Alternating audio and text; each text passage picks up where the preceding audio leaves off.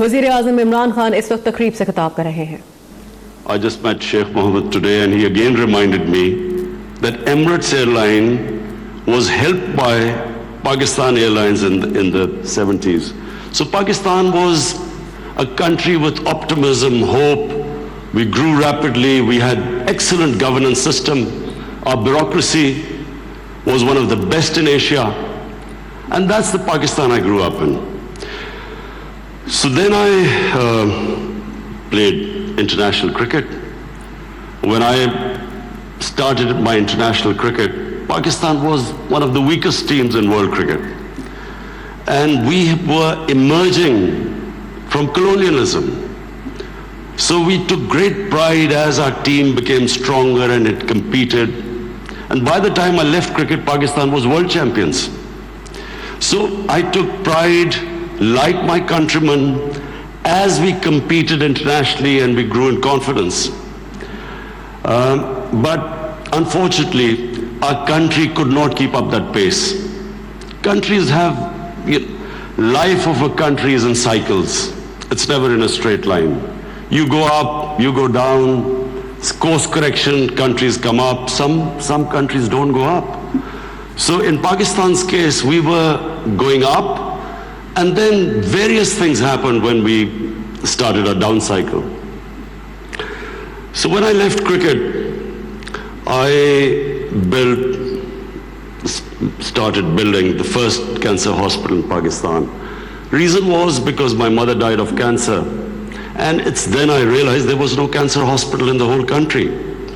And then it occurred to me that people like me who were well off, I could afford to take my mother for treatment abroad.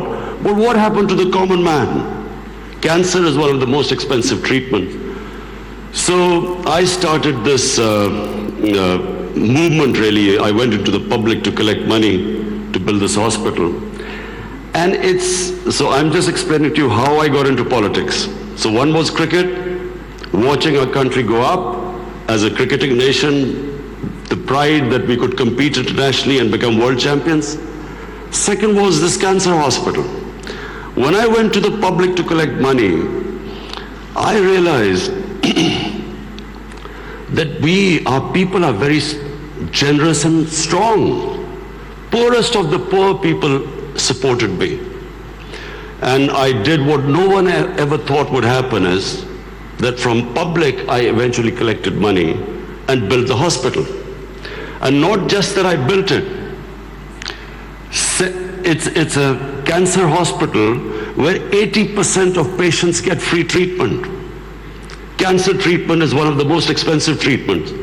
So then first I built it, and then to run the hospital, I again went to the people.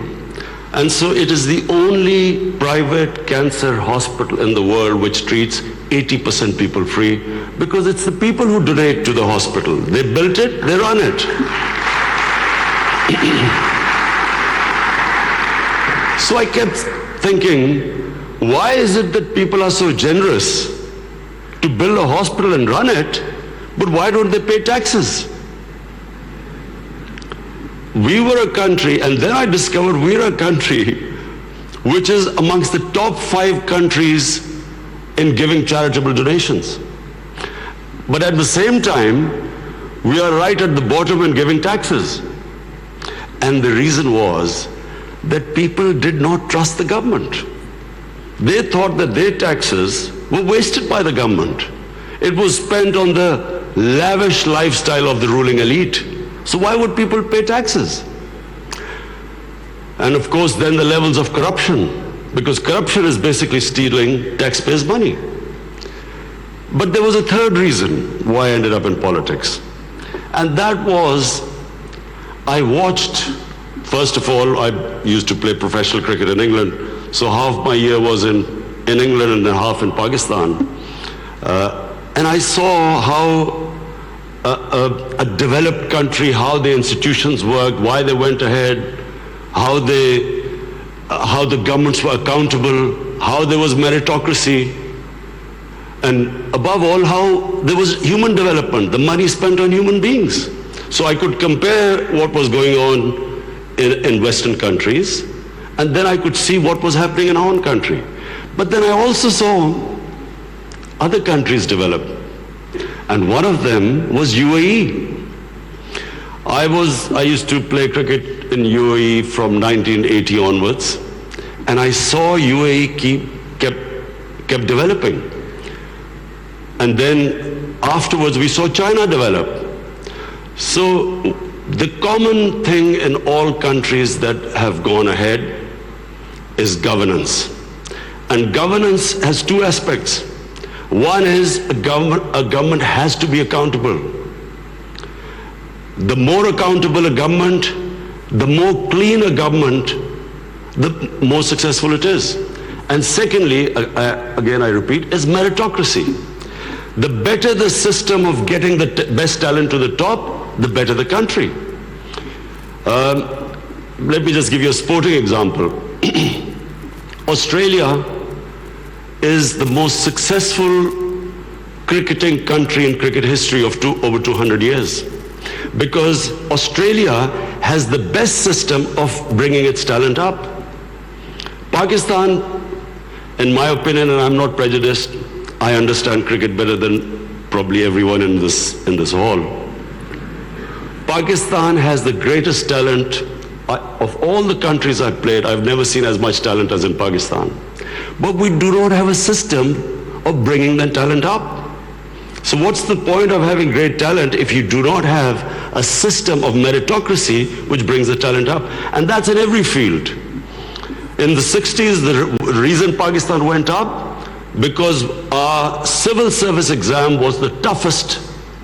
It was the most, all the young people wanted to go into Pakistan civil service. It was the toughest exam, we had the best talent that came up, and in 60s, the reason we progressed, one of the main reasons, was a civil service of very high quality. And gradually, as our system of merit went down, so did the country. So, I wanted Pakistan to go up. And as I said, I saw UAE going up. The way each year you came, it changed. It got better and better.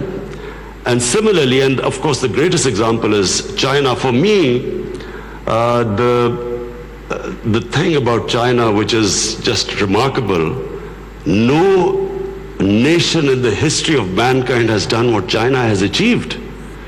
In 30 years, they have brought 700 million people out of poverty. It is just a phenomena which has never happened in human history. And of course, my motivation, again, of the Pakistan I wanted to see was based, and I'm a student of history, Islamic history especially, was on the Prophet, or Prophet, peace be upon him, the state of Medina, which he created.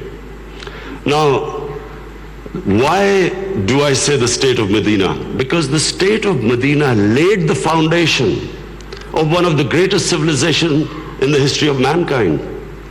The principles that found the foundation of the state of Medina is what for the next 700 years was the greatest civilization on earth. And what were those principles? The state of Medina was founded on incredible principles of justice and humanity.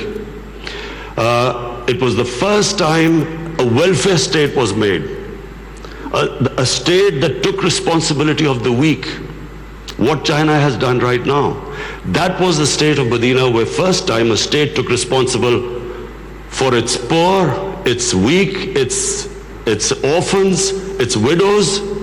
In the state of Medina, the first time pensions were created. Old people were also, it was a humane state. And secondly, there was justice.